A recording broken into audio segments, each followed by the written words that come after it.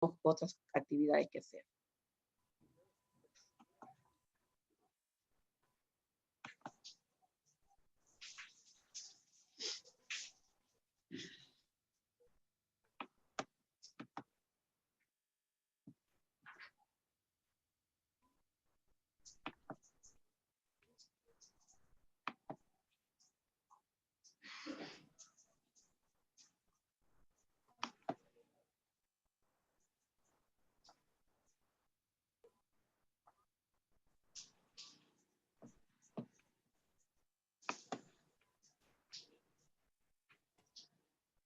¿Ven? Ahí ustedes están viendo un equipo de venoclisis, que es esto de acá, que están visualizando ustedes. ¿Ven? Este es el equipo de venoclisis, este es el suero, y lógicamente ese equipo es el medio por el cual se va a administrar los fluidos o lo que esté indicando el médico tratante. Ven, ahí está el abocado, está colocado, ¿no? Ahí está. Bien.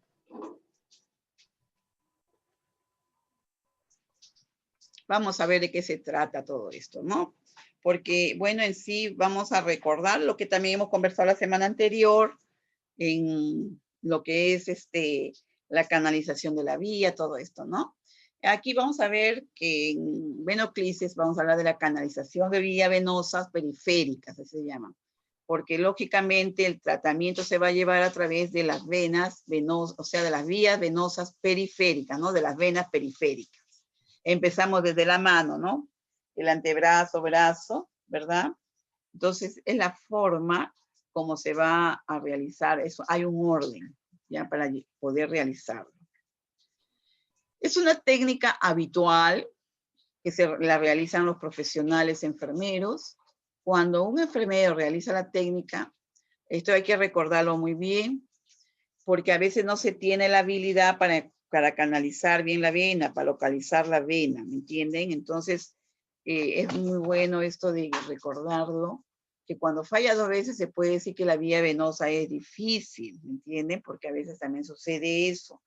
Se ha visto mucho en adultos mayores, porque ya sus venitas están muy corredizas, y tú hincas en un ladito y de pronto la vena se movió para otro sitio. Así sucede, hay que tener mucho cuidado con ellos y también con los niños, los bebés. Hay que tener mucho cuidado, ¿ya? Aquí vemos problemas cuando el enfermero encuentra dificultades para canalizar una vía venosa periférica. Por ejemplo, que el profesional muchas veces no localiza bien un lugar para puncionar, o sea, para colocar el abocat y tratar de buscar bien la vena, ¿no? Cuando suceden varios fallos repetidos, ¿no? En la punción, entonces eso significa que la vía de acceso en el caso del paciente es difícil, ¿no? Entonces, al producirse este problema, consume abundante tiempo del enfermero y una gran insatisfacción en el paciente, claro está, por las molestias y el dolor causado, porque a nadie le va a gustar que lo estén pinchando, hincando para aquí, hincando para allá, ¿no? Lógicamente. Genera frustración al profesional que está realizando la técnica, porque eso es cierto, ¿no? Tú eres un profesional y que te suceda eso, la verdad que es bien frustrante. Pero hay tics que te pueden ayudar a que tú en el primer intento lo logres. Por ejemplo, yo cuando administro en adultos mayores, que muchas veces son los pacientes más difíciles en este aspecto, lo que hago yo es primeramente entibiar la zona. ¿En qué forma? Yo utilizo bolsitas de agüita caliente. Hay pacientes que muchas veces son hipotensos y se les siente la pielcita bien fría, las venitas no se les nota, por más que tratas de buscarlas, no las encuentras. Pero cuando tú pones calorcito, esas bolsitas de agua caliente envueltitas en toallitas, lo colocas en la zona que tú has elegido y dilata la venita. Y hagan que el paciente abre y cierra el puño, de tal manera que la venita va dilatando, dilatando, y después tú sacas esto y vas a encontrarla inmediatamente. Y hazlo con mucha seguridad, de tal manera que en el primer inconcito logres agarrar bien y canalizar bien la vía, ¿ya? Entonces aquí vamos a explicar qué es una vía de acceso periférico, ¿no? De las venas periféricas. viene a ser toda punción venosa realizada en un lugar anatómicamente situado fuera del tórax y del abdomen. ¿En dónde se encuentra? Por ejemplo, la vamos a canalizar en la manito, en el antebrazo, en el brazo. Ustedes vayan mirándose sus manitos y van a ver las venitas que ustedes se visualicen, ¿ya? Ahí van mirándose. Y esas son las zonas que ustedes van a buscar. El pie, pero de preferencia, como hemos conversado anteriormente, miembros inferiores en lo posible no. Ya hemos explicado por qué. Porque el miembro inferior, el retorno venoso es más lento, entonces va a ser muy difícil, va a presentar algunas complicaciones. De preferencia no, salvo que sea un caso muy excepcional, se coloca en eso, ¿no? Pero generalmente no. Miembros inferiores en lo posible, no, ¿ya? En el caso de la pierna, de igual manera. En la cabeza generalmente se le coloca a los niños, a los bebés recién nacidos, ¿no? En esos casos especiales, ¿no? En cuanto a la vena del cuello, se debe recordar que habitualmente son utilizadas para la introducción de catéteres de vías centrales, ¿ya? Entonces, no toquemos esa porque si se nos pierde el acceso de las periféricas y ya hemos manipulado las del cuello, que son vías centrales, entonces cuando hay la necesidad de utilizarlas, ya no las encontramos. Entonces hay que tener mucho cuidado, ¿ya? Porque generalmente el vía central es mucho lo utiliza el médico. ¿Mm? Ahí está. Aquí, por ejemplo, en los dispositivos más usados para la canalización de las venas, de las vías de vena periférica, se pueden considerar dispositivos de acceso periférico, gran cantidad de materiales como agujas, los Scalbane, algunos permiten establecer una vía venosa perdurable y con garantía. Perdurable quiere decir de que van a durar más días, ¿no? Generalmente, cuando tú colocas o canalizas una vía con todos los equipos, estos equipos y esta vía se debe cambiar a las 72 horas, o sea, 3 días máximo. ¿Por qué? Porque ya el material y el paciente muchas veces ya se va sensibilizando a los productos de lo que están formados estas vías y pueden presentar reacciones. Entonces, a las 72 horas se considera que se debe cambiar ya la vía, ¿ya? Aquí vemos, por ejemplo, catéter venoso corto sobre aguja, ¿no es cierto? Aquí comúnmente conocido como AVOCAT, el más utilizado por su sencillez y versatilidad. Sí, es excelente, es muy práctico. Hay otro catéter venoso intraaguja, también conocido por su nombre como VenoCap, hay otros, ¿ya? Pero más son los AVOCAT, por su costo también, porque los AVOCAT son más económicos. Catéter central de inserción periférica, también intraaguja que puede ir enrollado sobre el tambor drum o sin enrollar cabafita. Ahí lo están viendo ustedes en esta fotito, ¿ve? Estos son catéteres de vía central, ¿ve? También, bueno, a nivel más generalmente, ya como son muy largos, ya generalmente son en vía central. Aquí estas ventajas es que es una técnica fácil de dominar, ¿no? A veces puede haber unos inconvenientes, también lo están viendo ustedes aquí. Muchas veces puede ser difícil o imposible su canulación en caso de colapso circulatorio, ¿no? Y, por ejemplo, en pacientes que vienen con shock hipovolémico, fallo en la percusión de oxígeno de órganos vitales o un shock hipovolémico. También se asocia, a ver, por ejemplo, en las ventajas, se asocia a pocas complicaciones, lo están viendo ustedes, y en los inconvenientes ven que no pueden administrarse soluciones hipertónicas o irritantes, ya que pueden originar dolor o flebitis. Ya hemos conversado lo que son las flebitis, ¿verdad?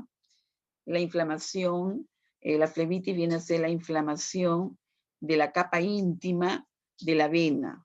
Entonces, eso se le llama flebitis. Y bueno, la canalización de estas vías no interfiere en las medidas del RCP, definitivamente son muy prácticas, ¿no? La incidencia de flebitis es elevada cuando se utiliza la vena safena larga. Aquí, por ejemplo, las vías venosas son aquellas en las que resulta muy complicada, dice, por ejemplo, la canalización por métodos convencionales. Por ejemplo, aquí podemos visualizar, ¿no? Que Ya. Un enfermero experimentado tras 2 intentos utilizando métodos facilitadores convencional en olor del acceso venoso, ¿no? En pacientes que han recibido quimioterapia. Muchas veces cuando ya se utiliza por tiempo, o sea, a veces ya muchos días de las quimios, muchas veces las venas como que se van colapsando, ¿no? O el paciente presenta grandes edemas, ¿no? A nivel de su cuerpo, a nivel de miembros inferiores o de miembro superior, ¿no? O otros casos que ustedes van a ver que el paciente es muy obeso, también hay mucha dificultad, ¿no? O en otros casos también que vemos que son pacientes que han sido adictos a drogas por vía parenteral, ¿ya? Entonces también sucede. Bien.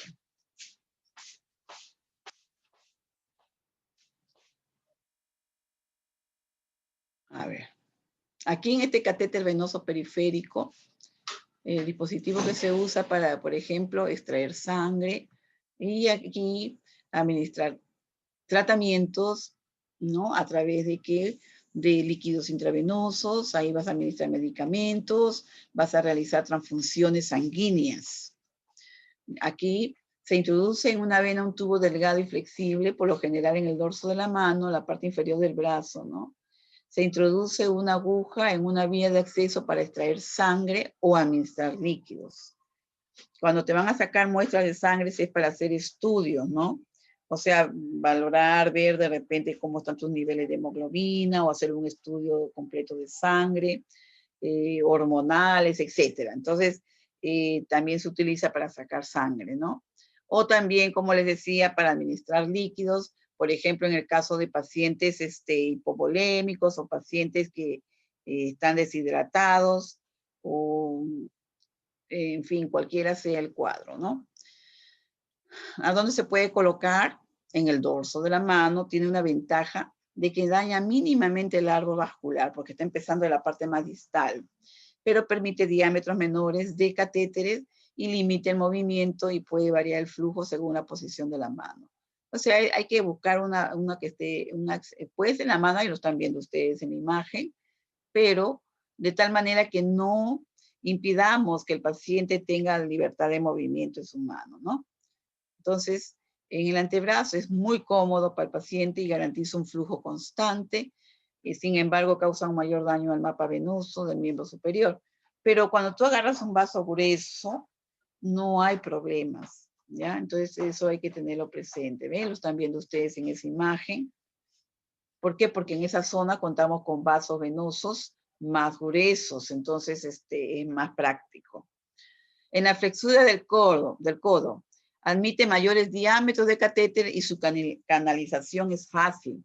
Presenta el inconveniente de que el daño que causa al aro vascular es importante y además puede variar el flujo según la posición del brazo. ¿Sí? Ahí está, cuando es en el codo, en la misma flexura del codo, es mejor inmovilizar el brazo que quede derechito de tal manera que no haya ese problema, porque eso puede ser una complicación, ¿ya? Zonas de aplicación. Los vasos más favorables a la venopunción son la cefálica, la basílica y la mediana del antebrazo y la del dorso de la mano. Las menos desfavorables, las menos favorables, las de la pierna y pie, a causa del riesgo elevado de tromboflebitis. Ya. Conducto intravenoso preparado para tener un acceso continuo a una vena central. Esa se llama la vía central, como ustedes están viendo en esta imagen, ¿no? Miren, ahí está, ¿ven? Se dan cuenta, ahí está el catéter, mira dónde llega, directo al corazón, a la vena cava superior. Entonces, permite la administración de líquidos y medicinas y la obtención de información diagnóstica, ¿ven? O sea, y a través de ello te va a facilitar muchos procedimientos, ¿no? Te va a extraer sangre, transfundir sangre o hemoderivados, como por ejemplo las plaquetas, ¿no? Entonces es genial. Aquí vemos abordaje percutáneo de la vena yugular interna. Miren, ahí está más o menos, ustedes están viendo por anatomía en estas imágenes de acá, ¿ven? ¿Lo están viendo? Ya, aquí ven. Ahí está, ¿ven? Ahí están extrayendo sangre. Bien, después vemos acá otras imágenes, ¿ya ven? Entonces, eso es muy importante, visualizar esto, ¿no? Y lógicamente todas estas vías de administración se tienen que realizar con una total asepsia, lo que significa que no debemos contaminar. Ya ustedes saben, lo primero que tienen que hacer es lavarse sus manitos muy bien y calzarse guantes. Eso es muy importante y básico. Los riesgos a correr son mínimos si se guardan rigurosamente las indicaciones y se respetan eh, las indicaciones. Debe realizarse siempre en perfectas condiciones de asepsia, ¿ven? Eso no lo deben olvidar. En general se usa la vena yugular interna y la subclavia y rara vez la femoral, ¿ya? Entonces ahí ustedes van a ver que en general se elegirá también aquella con la que esté más familiarizado tanto en la propia punción como en sus complicaciones. Ahí están, lo están viendo en las imágenes, ¿ven? Ya. Ahí también, por ejemplo, para algunos autores la vía central de elección es la vena yugular, debido al menor número de complicaciones que conlleva. Aquí, venoclisis. Administración de grandes cantidades de líquido por vía endovenosa mediante un sistema de goteo en forma prolongada. ¿Lo ven, jóvenes? Los líquidos a administrar pueden ser sueros, electrolitos, nutrientes. ¿Qué nutrientes? Por ejemplo, alimentación parenteral. Esta alimentación parenteral vienen unas bolsas grandes llenas de alimento, pero todo es estéril, preparado en laboratorio. Ya, así como cuando colocas un suero, pues eso se coloca directo en la sangre. Puedes colocar sangre, plaquetas, glóbulos rojos, ¿no? Glóbulos blancos, plasma, células progenitoras, preferentemente seleccionar venas que no estén en punto de flexión y extensión, ¿no? Entonces eso es muy importante, recordar eso. Por eso le decíamos que la flexura del codo, en lo posible, no. Enseñar al usuario a detectar y reportar oportunamente la presencia de dolor y o ardor en el sitio de punción, porque nos puede estar indicando un cuadro de flebitis. Aquí, por ejemplo, en indicaciones en urgencia de atención primaria, ¿no? Ahí vamos a ver reposición de líquidos electrolitos, ¿no? ¿En qué caso? Por ejemplo, te traen un paciente que está totalmente deshidratado o un paciente un gran quemado, ¿no? Un paciente que ha sufrido quemadura de primero o segundo grado, más que todo de segundo o tercer grado. Entonces, en ellos hay que reponer líquidos, ¿no? Y electrolitos. Administración de medicamentos intravenosos, como son los antibióticos, antihistamínicos, antieméticos, etcétera, etcétera, etcétera. Aquí también puede ser también mantener una vía venosa permeable para casos de emergencia. Así es. El avance en los últimos años ha permitido introducir materiales que causan menor reacción a nivel local. Pero también hay que recordar que hay gente que es muy sensible, ¿ya? También disminuir la colonización de bacterias. Hay también una notoria reducción en el calibre de las cánulas periféricas. No hay un protocolo de manejo de los catéteres venosos periféricos que ofrezca seguridad en la disminución de complicaciones al colocar un catéter periférico. ¿Qué significa esto? Que lógicamente cuando tú ves que hay un catéter venoso periférico, tú al realizar el procedimiento debes mantener siempre la asepsia adecuada. Entonces, esa es una forma muy importante y básica que no debemos olvidar para que el paciente no pueda complicarse con alguna infección, ¿ya? Entonces, también lo único que es cierto es que el estricto uso de técnica aséptica en la realización del procedimiento disminuye las complicaciones. Eso ya lo sabemos, ¿no? Entonces, por ejemplo, vamos a tener medidas, ¿no? Medidas como, por ejemplo, colocación de apósitos estériles, ¿no? La fijación adecuada, el cambio periódico de catéter y curación de las 24 horas posterior a la inserción. No aseguran la ausencia de flebitis y reacciones en el sitio de inserción. Todo depende también de la duración del tratamiento endovenoso, del grado de actividad del paciente y las condiciones de su piel, del número de inserciones ya realizadas que haya presentado el paciente. Entonces también todo eso depende de cómo se mantenga esta vía, ¿no? Y bueno, vamos a ver que también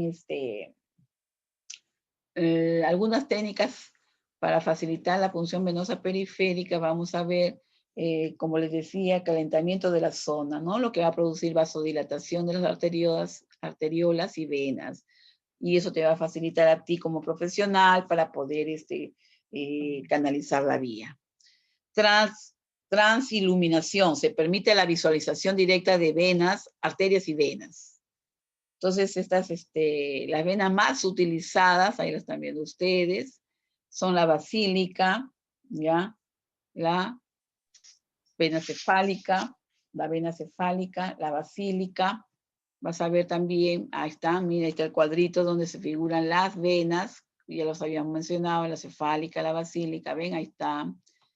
Y ves la mediana basílica, la mediana cefálica, ven. Entonces ahí están todas las venitas que nos van a ayudar, ¿no? Entonces no olvidemos eso. Bien, ahí vamos a ver también, por ejemplo, ahí en la imagen. Ahí está, muy bien. Primera vía periférica de elección en situaciones de emergencia son esas, ¿no? La utilización de los catéteres intravenosos periféricos en pacientes de urgencias de alta frecuencia. Se utiliza es muy común. Como toda técnica invasiva tiene sus riesgos y complicaciones, definitivamente. La colocación, pautas comunes. Primero, limpiar la zona, eso no lo deben olvidar. Siempre limpiar la zona con un antiséptico, colocar intravascularmente el catéter, variedad según la vena y la técnica elegida, comprobar el reflujo de sangre, de que te verifique que estás realmente en la vena. Al salir sangre, te está diciendo que sí estás en vena. Fijar adecuadamente el abocat para que no se salga, cubrir con un apósito estéril y pegar bien la zona para fijarla bien de tal manera que no se salga la vía. Aquí tú vas a ver lo que es la valoración del acceso vascular, ¿no? Necesidades del paciente, dilataciones de la vena, selección del lugar adecuado, selección de dispositivos adecuados. Todo eso te va a ayudar, ¿no? Los 5 correctos, ¿no? Ahí ustedes saben el fármaco, las dosis, el paciente, la vía y el tiempo, ¿no? Correctos. Registros y órdenes médicas, eso es muy importante. Siempre registrar la actividad que tú estás realizando en historia. Aquí. Conceptos a tener en cuenta en pacientes con venoclisis. Al realizar la fleboquisis, tener claro los siguientes conceptos. Por ejemplo, conocer la naturaleza y tipo de solución que tú vas a administrar, ¿ya? Al paciente. Conocer la importancia de la velocidad prescrita, o sea, a cuánto goteo va a ingresar en el paciente. Saber la ubicación de la instalación de la venoclisis. Conocer la importancia que tiene el vigilar al paciente con venoclisis. Ese es nuestro trabajo, es nuestra labor. Siempre verificar que no hayan reacciones en el paciente. De tal manera que nosotros con esta observación vamos a prevenir de complicaciones en los accesos venosos de nuestro paciente.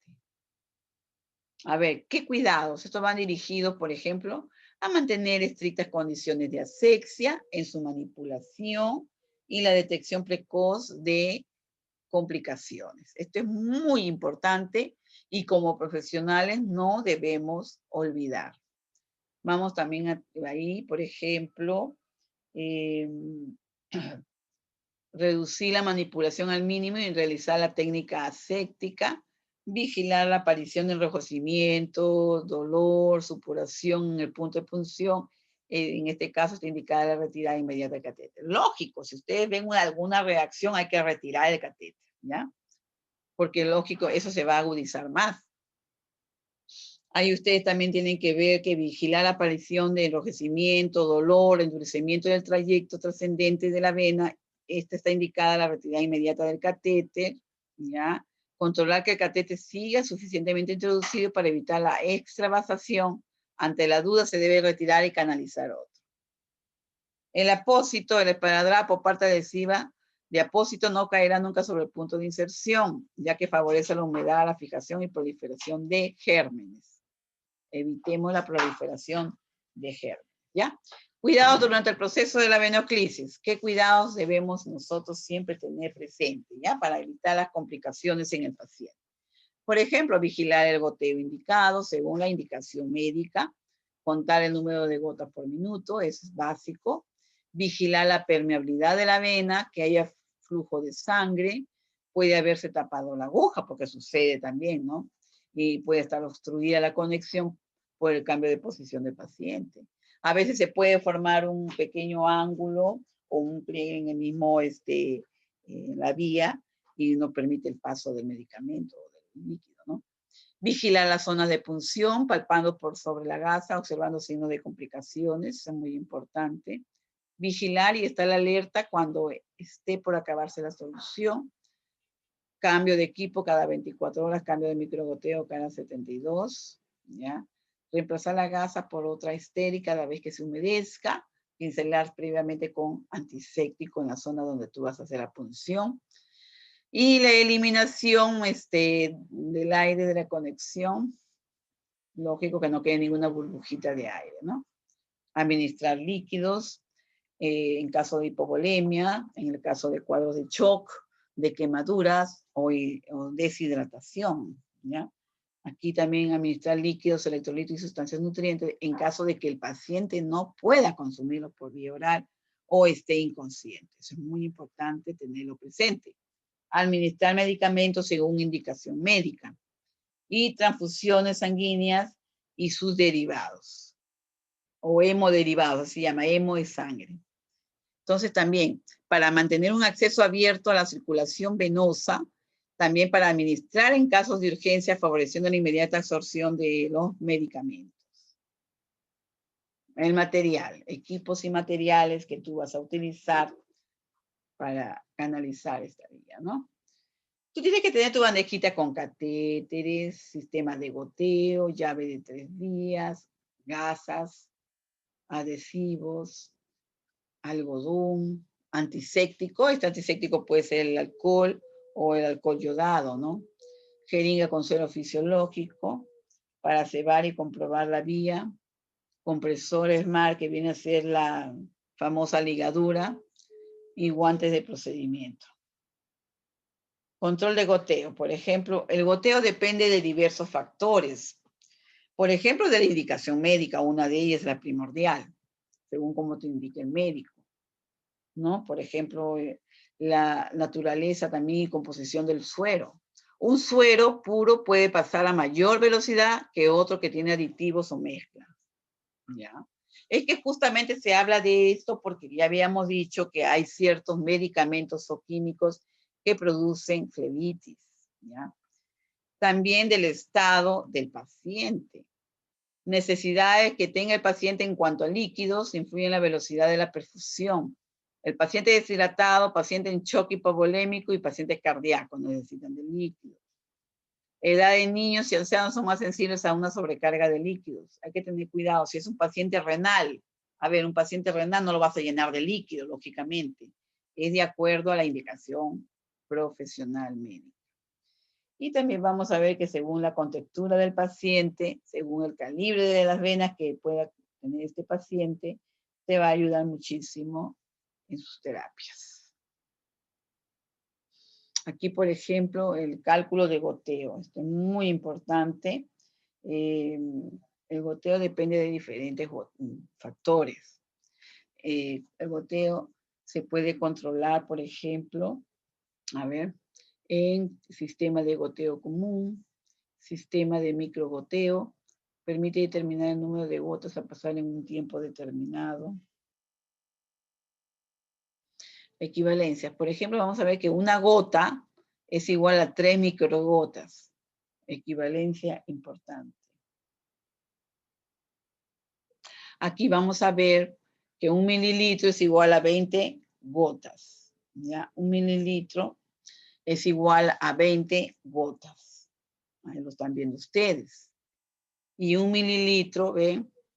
O sea, esas 20 gotas, también a su vez ese mililitro, si 1 mililitro es igual a 20 gotas, entonces ese mililitro también es igual a 60 microgotas.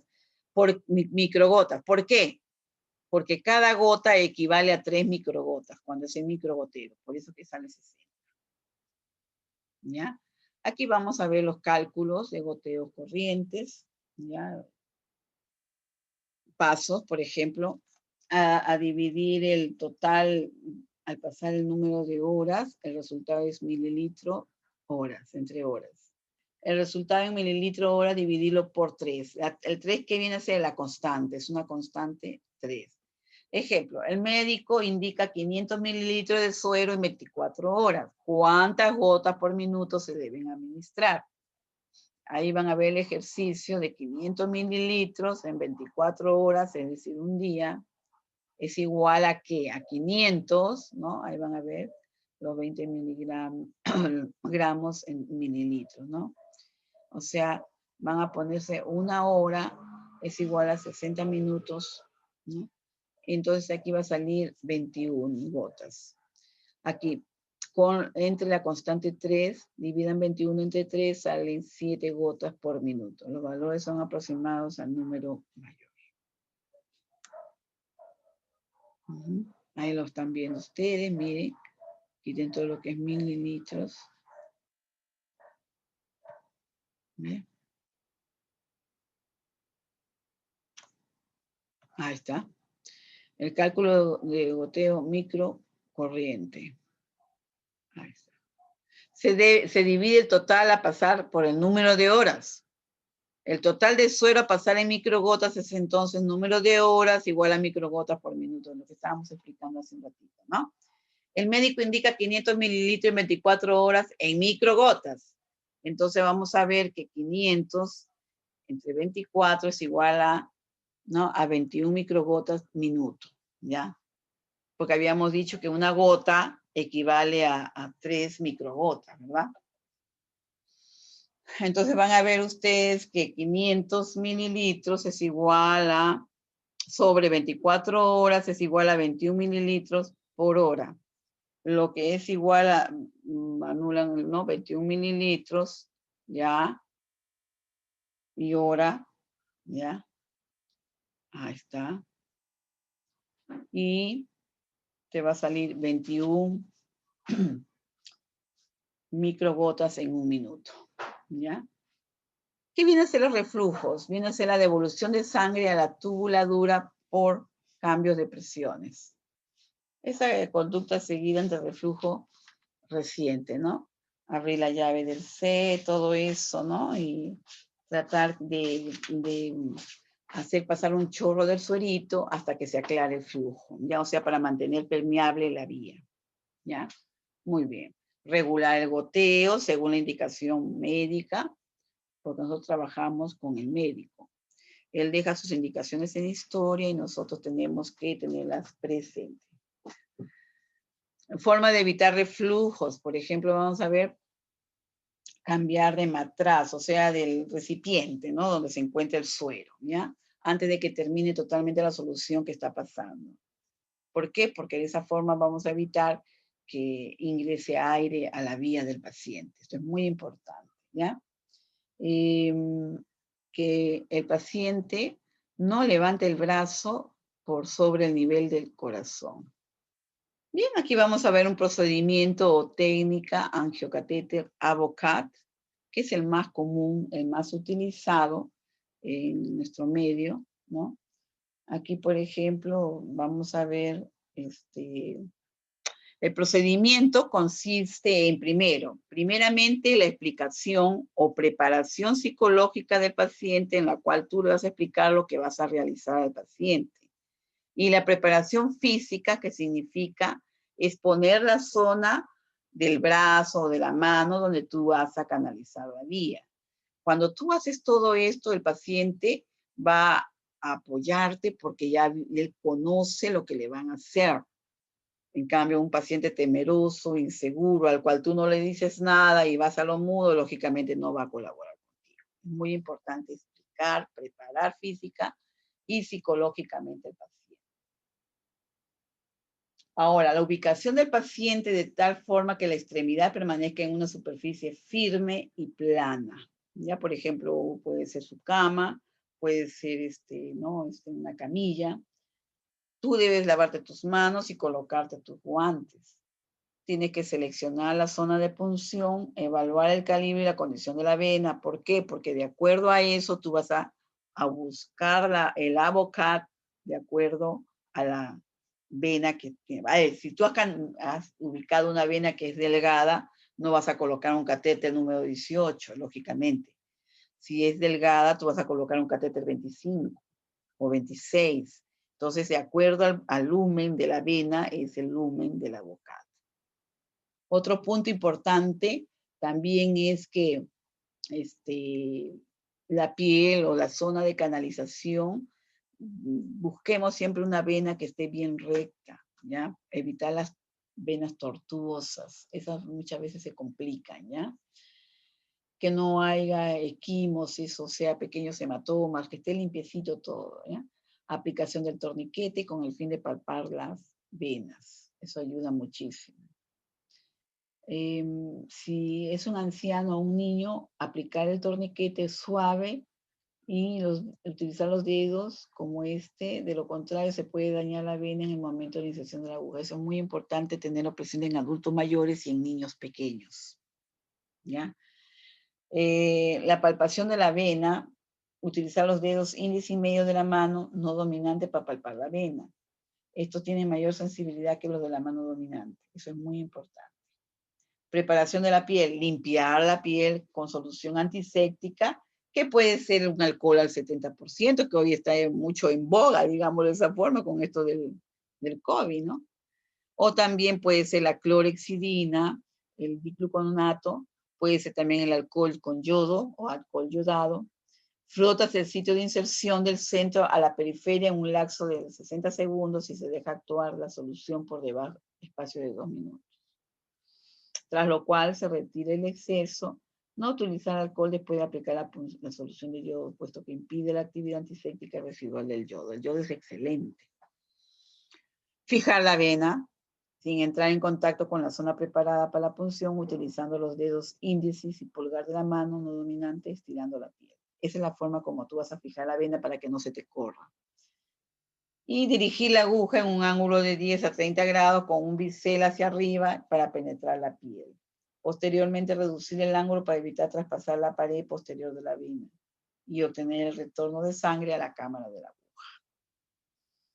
Conectar el equipo del equipo Venoclisis que ya ustedes han visualizado, que esté limpiamente, que esté bien purgado, que no haya ni una burbuja de aire, lo conectan a la bocat y ahí van calculando el número de gotas que van a ustedes a administrar ese medicamento.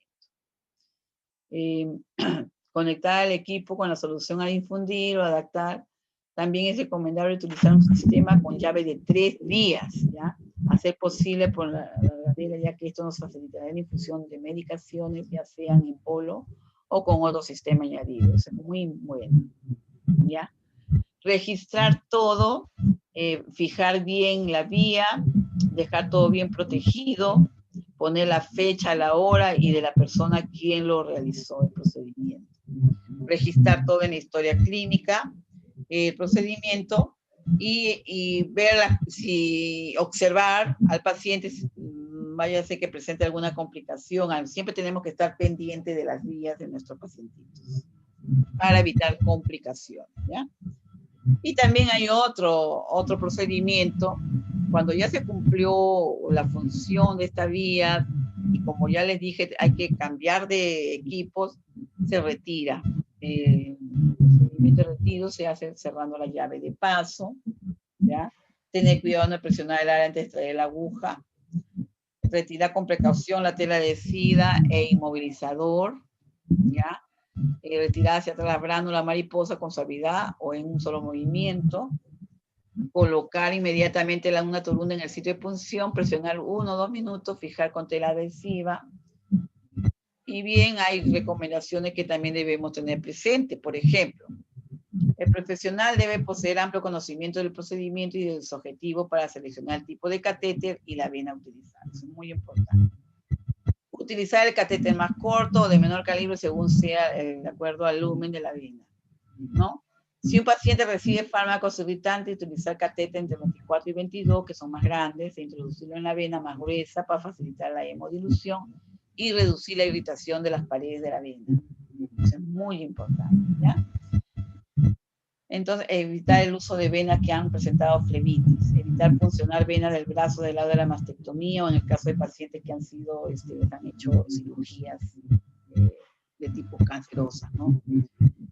No rasurar la zona de punción, no palpar la zona de inserción después de haber limpiado la piel con solución antiséptica. Lógico, ya tiene que estar limpiecita, ya no la vuelves a tocar. No puncionar sitios de la piel donde haya lesiones como hongos, abrasiones, etc. Bien, esos son puntos muy importantes que además debes tener en cuenta el estado nutricional de tu paciente, cómo está su nutrición, las características de su piel, vas a ver tú, presencia de edemas, antecedentes de enfermedades vasculares, previas punciones en la administración de tratamiento, factores psicológicos, causales de cuadros de vasoespasmo, etcétera, etcétera, etcétera. Eso no olvidemos, ¿ya? Bien, y aquí vamos a ver ciertas complicaciones que suelen presentarse, pero que con la mirada fija, lógicamente la observación del profesional, la vamos a evitar a tiempo. Por ejemplo, ¿qué es la flebitis? ¿Qué es la inflamación de una vena debido a una alteración de su endotelio, ¿no? ¿Ya? Entonces, las plaquetas migran a la zona lesionada y alrededor de la punta del catéter comienza a formarse el trombo. Ahí lo están viendo ustedes en las imágenes, sobre todo ahí en la primera y la segunda imagen. La agregación plaquetaria origina la liberación de histamina, aumentando el flujo sanguíneo y en la zona por vasodilatación. Los signos y síntomas. Por ejemplo, tú vas a ver allí que dolor moderado, ¿no? Enrojecimiento en la zona del trayecto venoso, calor local, palpar la vena tiene espectro de cordón que puede parecer palpar la vena bien adecuadamente, ¿no? Como un cordoncito se siente. En ciertos casos puede aparecer fiebre, y eso significa otro problema. Su incidencia es del 30 a 35%. Bien, puede aparecer fiebre, como ya lo dijimos, ¿no? Las flebitis se presentan en 3 tipos de causas. Por ejemplo, vamos a ver la flebitis bacteriana. Se presenta por presencia de microorganismos en la solución o contaminación del equipo durante la inserción, deficiencias en la técnica aséptica, en el lavado de manos, preparación de la piel y ausencia de la mala colocación del apósito. Tenemos flebitis química, por ejemplo, se debe a la irritación de la vena por soluciones, ¿ya? Por soluciones ácidas, alcalinas o hipertónicas. ¿Ven? Y la flebitis mecánica se relaciona con la infusión lenta, fijación inadecuada del catéter en el sitio de inserción, ¿ya? Y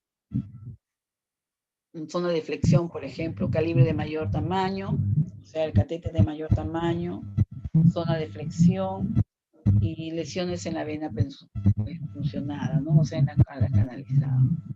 Ahí está una flebitis mecánica, todo el cuadro que se produce, la flebitis química y flebitis, ahí los factores de riesgo de ellas. ¿Ve? Liberación de la histamina, aumentando el flujo sanguíneo en la zona por vasodilatación, aumento de la permeabilidad capilar, ¿ven? Ahí está. Hay ciertas escalas, ¿no?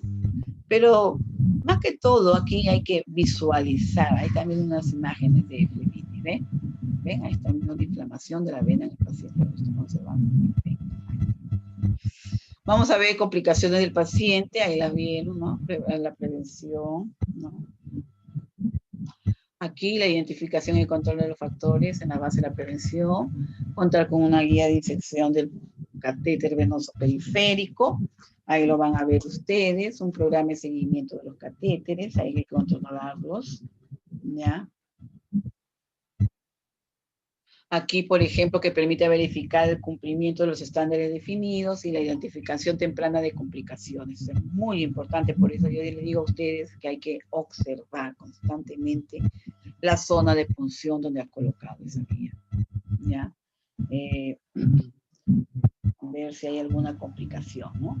Y bueno, la flebitis química se previene mediante la utilización de venas con buen flujo venoso para facilitar la hemodilución. Diluir los fármacos en 30 a 60 mililitros de la solución. Infundir en un tiempo de 30 a 60 minutos, ¿ya? Es un tiempo prudencial para evitar esta flebitis. También tenemos complicaciones en el paciente, como por ejemplo la extravasación, ¿ya? Ahí ven la salida del líquido intravenoso hacia el espacio perivascular motivado por factores propios del vaso. ¿Ya? Ahí vas a ver accidentes derivados del desplazamiento de la cánula o catéter fuera de la venopunción y los tejidos circundantes en los que penetra el líquido. Baja la capacidad de neutralización. ¿Ya? Ahí vamos a ver, por ejemplo, dependiendo de las características del medicamento y la cantidad de fármaco extravasado, lo que permite que la acción irritante persista causando lesiones de gravedad. ¿Ven? O sea, es muy importante que el profesional esté siempre verificando y controlando la zona que ha canalizado. Según la agresión tisular, los medicamentos se clasifican en vesicantes, los cuales frecuentemente se asocian con necrosis, o sea, queman el tejido, no mueren. Hay irritantes raramente necrosantes, son necrosantes, no agresivos o lesivos. O sea, es de acuerdo a la lesión tisular, o sea, tisular a nivel de tejido. Tisular a nivel de tejido. Hay dos conceptos que se deben diferenciar entre infiltración y extravasación. Esta última se relaciona con el acceso venoso y la infiltración se relaciona con el tejido. Ahí lo están viendo ustedes, miren, ahí está la manito de una paciente, ¿ven? Y ahí están viendo la infiltración. Mira, hay gran diferencia, observen ustedes, ¿ven? La incidencia de extravasación de agentes de quimioterapia, por ejemplo, en la literatura está reportada en 6% con mayor incidencia en los vasos de las manos, provocando al paciente bastante temor al tratamiento e interfiriendo con la calidad de vida del paciente. Ven, ahí están viendo esas imágenes fuertes. Ahí está, extravasaciones del catéter. ¿Ya? Ajá, ahí está una imagen más cerca. Ahí está, muy bien. Y bueno, vamos a ver también complicaciones en el paciente, ¿no? Por ejemplo, la extravasación. Ahí vas a ver, por ejemplo, los signos están directamente relacionados con el tipo de medicamento, con la cantidad del medicamento, las características del acceso venoso, tipo, calibre y ubicación, la temperatura que esté pesando el paciente, el tiempo de evolución de la extravasación, concentración del medicamento, los diluyentes, viales, factor goteo.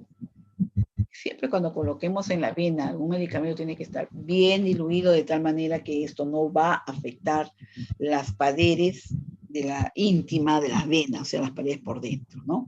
Entonces no va a haber la extravasación de agentes citostáticos, o sea, estos son más que todo de medicamentos, por ejemplo, en pacientes que tienen cánceres, ¿no? Es una conocida y grave situación que puede ocurrir fácilmente y originar un daño crónico irreversible. ¿Por qué? Porque los medicamentos estos son muy fuertes. La incidencia de extravasación oscila entre 0,1 al 6,5% según diferentes estudios. Muchas de las extravasaciones se pueden prevenir mediante la sistematización de las técnicas de administración de citostásticos. Ya lo se hace en el caso de pacientes con quimioterapia, ¿no? Las venas periféricas utilizadas para la perfusión se encuentran entre la dermis y el tejido celular subcutáneo, en un compartimento laxo que permite la acumulación de líquido extravasado con facilidad, y esto, unido a la capacidad agresiva de algunos agentes antineoplásicos, origina un importante daño tisular. Por eso les comentaba, pacientes que tienen tratamientos contra el cáncer, son los que corren el más riesgo de que las venas se extravasen, ¿ya? Se van lesionando. Eritema y ulceración en la zona próxima a la flexura del coxis, en la zona del brazo, resección de la zona afectada con un citostático extravasado, cierre del defecto tras la resección, a veces incluso hacen injertos cuando ya se han producido más complicaciones, ¿no? Aquí vemos también, por ejemplo, aquí, prevención de la extravasación. Vamos a ver, seguir estrictamente las normas de venopunción, o sea, al canalizar la vía, no utilizar vías endovenosas ya existentes, a no ser que nos aseguremos previamente de su correcto funcionamiento y la permeabilidad de la misma. Realizar una nueva punción venosa para estar seguro de la inserción correcta del catéter. Seleccionar cuidadosamente las venas distales permite sucesivas punciones más que las venas principales. Hay que cuidarlas. Evitar punciones en el área de la muñeca y dedos, ¿ya? Hay que tener mucho cuidado. En otras complicaciones, por ejemplo, aquí la obstrucción, por ejemplo, vamos a ver del acceso venoso por falla del circuito, la obstrucción por fallo directo de la vía venosa, reflujo de la sangre al circuito. Entonces ahí ya vienen a ser complicaciones, ¿no? Entonces ahí el diagnóstico de enfermería, aquí lo vamos a ver, ¿no? Arte o acto de reconocer los signos o los síntomas de una enfermedad, eso ya lo sabemos. En este caso,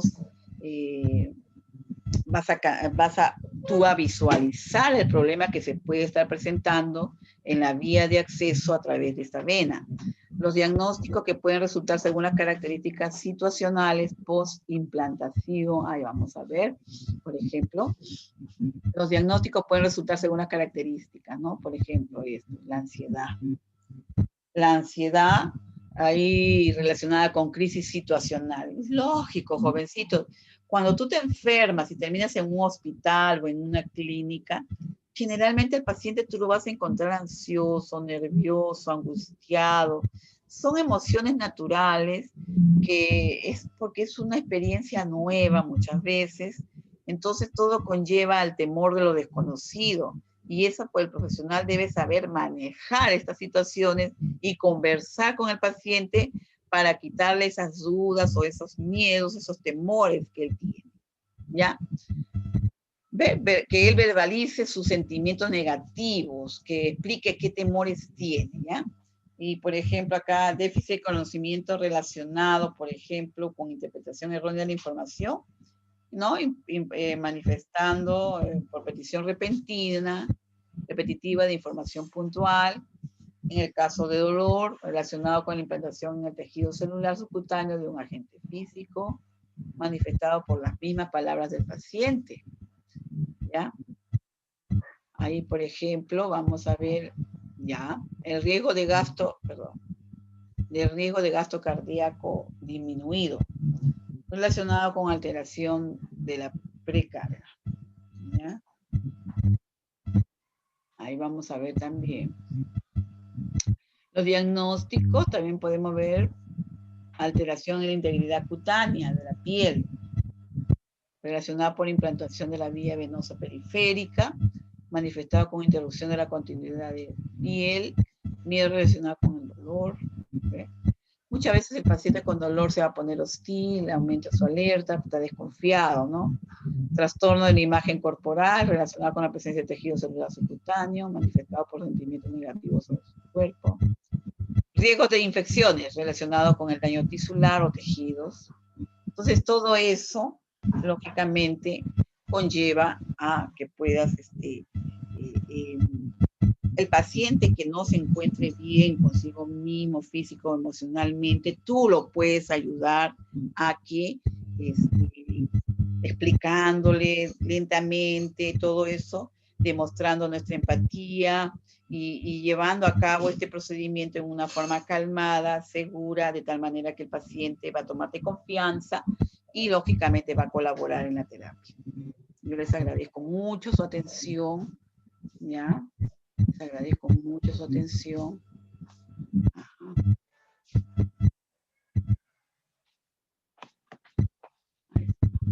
¿Ven, chicos?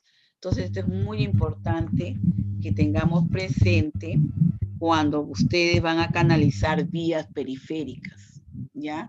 Es muy importante tener presente la bioseguridad y la asepsia adecuada para nosotros evitar las contaminaciones de las zonas a las cuales tú vas a trabajar para localizar o canalizar esta vía, ¿ya?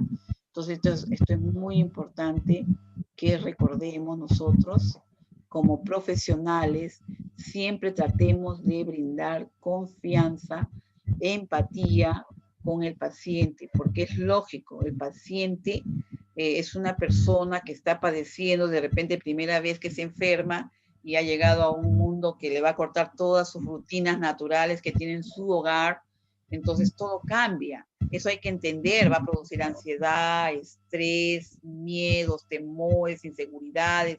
Entonces es muy importante que haya una entrevista entre el profesional de enfermería y el paciente. ¿Para qué? Para brindarle esa, y quitarle, digamos, esas inseguridades, esos temores que nos está exteriorizando, de la forma que tú le vas a explicar cómo va a ser todos los tratamientos, los procedimientos que van a realizar con él. Entonces, el paciente, al conocer lo que le viene, lo que le van a realizar, es un paciente que va a ser colaborador. Es un paciente que ya sabe lo que sigue, entonces colabora adecuadamente contigo y de tal manera que tú vas a poder trabajar bien, el paciente se va a sentir bien y todo va a salir ok. Es muy importante tener empatía.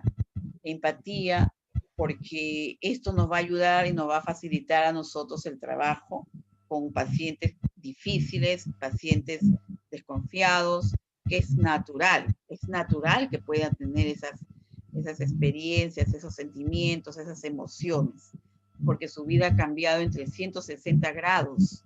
Antes estaba en su casa cómodamente rodeado de su familia y de pronto hoy día está enfermo en su cama de hospital. Entonces hay que entender eso, ¿ya? Ver esa parte psicoemocional, la gran carga emocional que trae el paciente con este problema de salud, ¿no? Al tener que enfrentar una enfermedad y todos los tratamientos y exámenes de diagnóstico y todo lo que sigue con respecto a lo que es su salud. Bien, chicos, ¿alguna preguntita, algo que ustedes quieran preguntar, algo que quieran agregar de repente? Porque enfermería trabaja muchísimo con la canalización de las vías, esa es nuestra especialidad. A veces sucede que si, por ejemplo, tú tienes dificultad con una vena en un paciente adulto mayor, ¿por qué? Porque a veces el adulto mayor ya son personas con enfermedades crónicas y vienen anticoagulados. Anticoagulado quiere decir que cuando tú pinchas la agujita, la canalizaste, la buscaste bien adecuadamente, la fijaste, pero al colocar la agujita, el puntito ahí de la agujita, ¡chic!, se reventó la venita. Entonces hay que tener mucho cuidado, siempre preguntar o ver su historia clínica del paciente, si es un paciente anticoagulado. O de repente ha sido un paciente que ha sido posoperado de corazón abierto, generalmente quedan anticoagulados. Pacientes que tienen otros problemas de salud a nivel plaquetario, a nivel sanguíneo, a nivel cardíaco, etcétera, etcétera. Entonces es muy importante que nos informemos acerca de la historia del paciente y de esa manera vas a trabajar más seguro. Y entrevistar a la familia del mismo para que ellos también se involucren en la terapia, nos apoyen y de tal manera que todo se lleva bien en equipo. Es muy importante involucrar también a la familia en estos tratamientos, en estos cuidados, para que el paciente se sienta seguro y que se ve que está en manos de buenos profesionales y que él va a salir bien de este proceso. El proceso de salud-enfermedad, todo en algún momento de nuestra vida lo hemos vivido. Y es muy importante que tú como profesional recuerdes esa parte del proceso salud-enfermedad, cuando se quiebre el equilibrio, ¿no?, de lo que es la salud. Entonces debemos nosotros entender todos esos puntos. Bien, chicos, es la semana 15, ¿ya? Entonces en esta semana les toca una evaluación, ¿ya? Entonces,